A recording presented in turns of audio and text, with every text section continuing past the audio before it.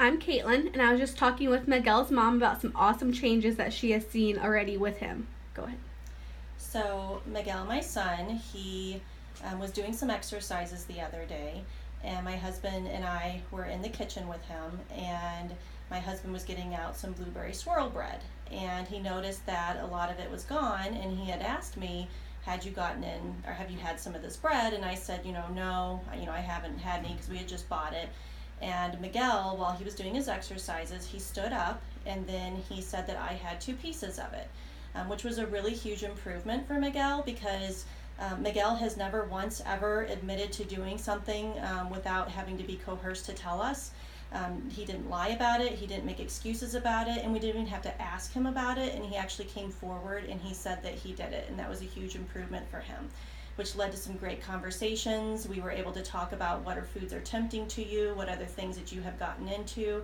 He walked us around the kitchen, he showed us what was tempting to him. We found out everything was tempting to him, including pears. So, we had to, talk about some different conversations about how, we're not going to be sneaking out to getting food at night, but that was a really good improvement for him and something we've never seen from him before. And to follow up with that, a couple days later, we were eating dinner. He was having a spinach salad, and I gave him a lot to make sure that he wasn't sneaking out of bed at night, to make sure he was fully hungry. And then when he was done eating it, he said, I'm full, I don't want any more. He still had some left, and he still had a rice cake out that we told him that he could eat after he ate his spinach salad.